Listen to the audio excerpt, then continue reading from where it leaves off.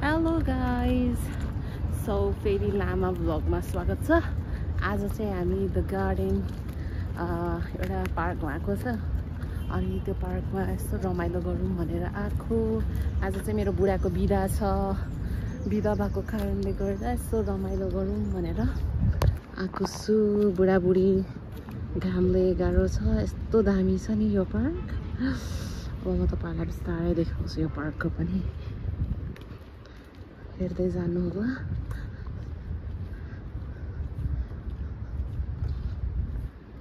यो पार्क चाहिँ म अस्ति है त्यो गुगलमा खोजेर यस्तो दामी लाग्यो त नि। मलाई खोलोत्से हो कि के हो भन्छ त्यस। यो चाहिँ एक भाग हो, यसको अर्को भागहरू पनि छ, दामी दामी छ। अहिले क्या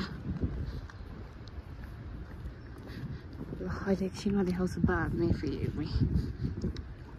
I will show you later the full view of this garden, park, not garden. पाट गरी देखाउनेछु। सो यो अर्को साइडको भ्यू हेर्नुहोस् है, मान्छेहरू यहाँ पढ्दै बस्छ।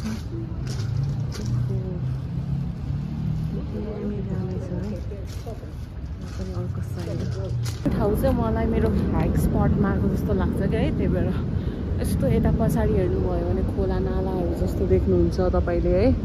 अनि त्यसपछि यो बाटोहरू यस्तो क्या दामी छ क्या। मलाई चाहिँ त्यही भएर यहाँको एकदमै मन परेको क्या।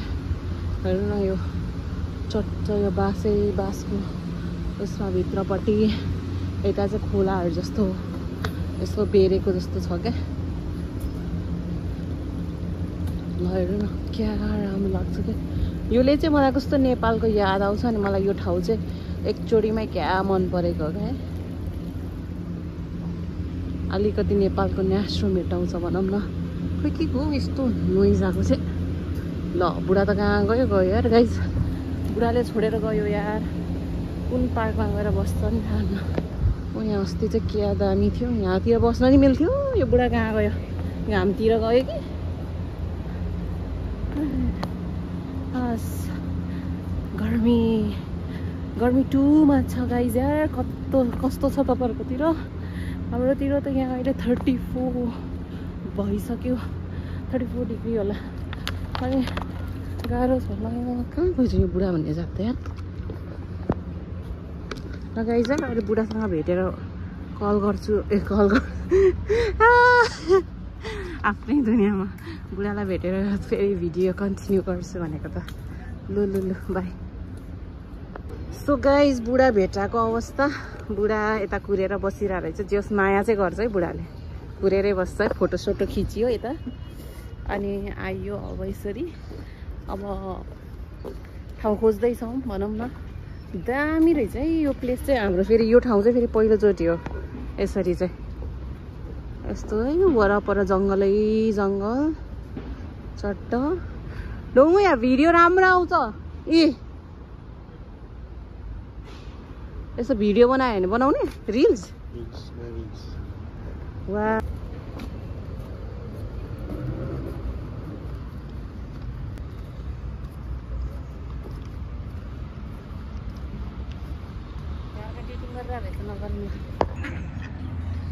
बुढा बुढी छोरी कस्तो सुखी परिवार।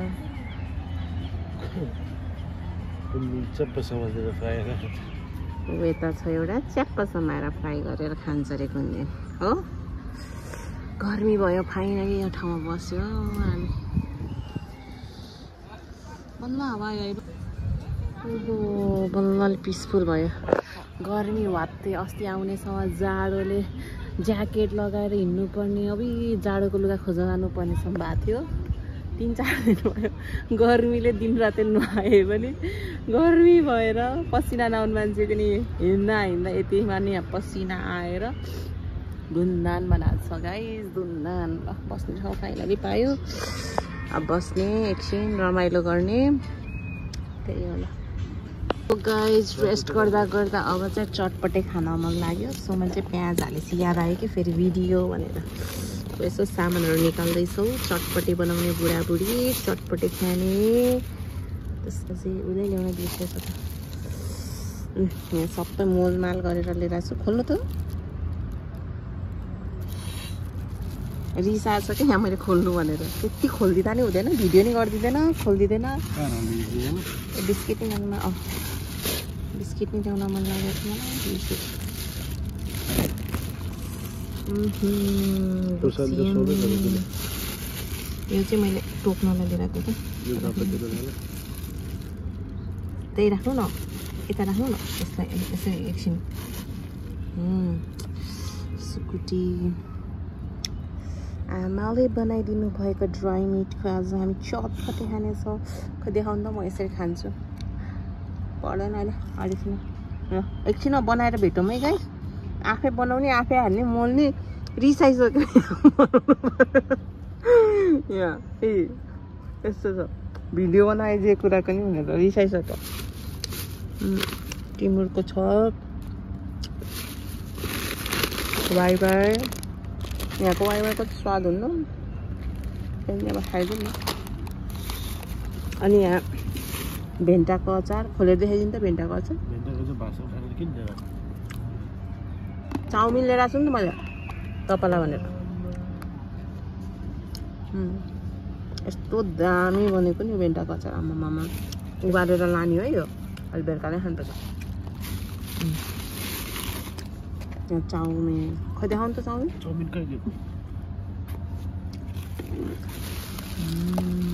यो चाहिँ एक चाउमिन है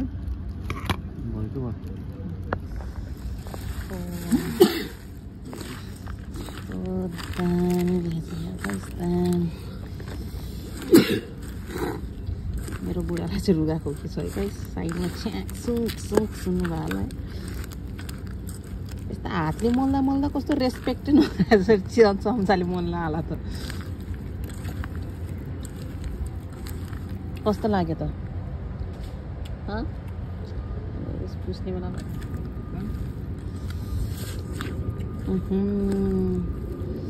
नुन ला यसो एकमा थालेको देखाइदिउँ न त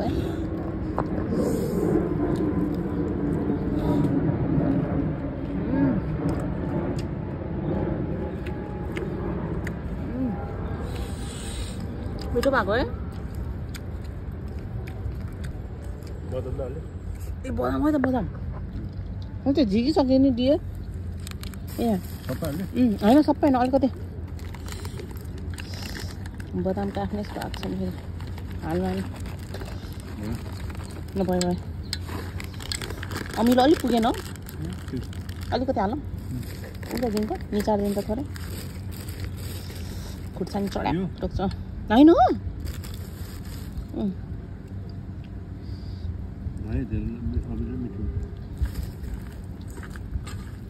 यो मार्दिनु त यो मार्दिनु कुन बहिनीलाई बोलाउँ गाइस अझै चटपटे खाएर देखाउँछु है सुकुटी हालेको चटपटे कस्तो मिठो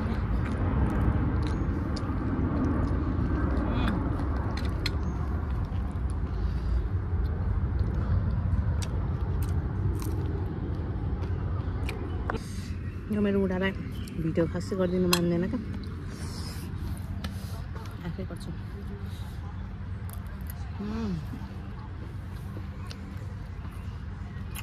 त्यो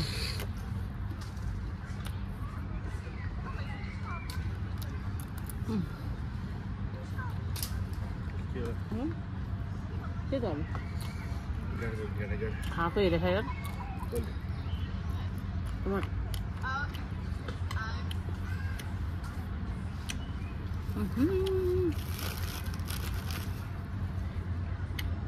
मिठो मिठो हो कि मिठो छ ट्रेनमा कस्तो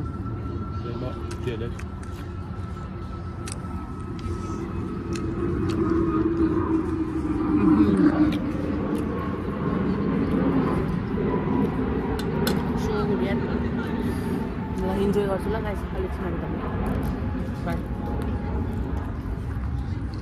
खाइसकेको छ अनि खाएर म चाहिँ यसरी लम्पसार भइसकेँ खाइसाइ गरेर अब फेरि एक लट घुमघाम गरेर घर सर जान लागिरहेका छौँ ए कस्तो मजाको कछुवा हेर्नु नि त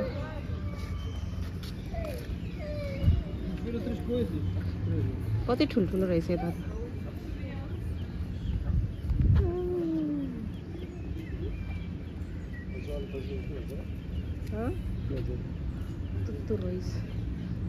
तुर रहेछ ए ओ घाममा यसरी बस्ने रहेछ नि कति ठुलो हेर्नु न यहाँ ए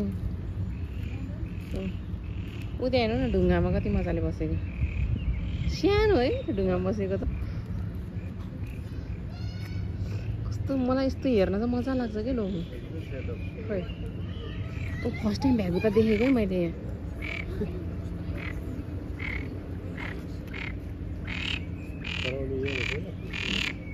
उता अबि के भएको होला हेर्नु तिनीहरूले ग्ल्यान्ड लाउँछ हेर्नु करा बेला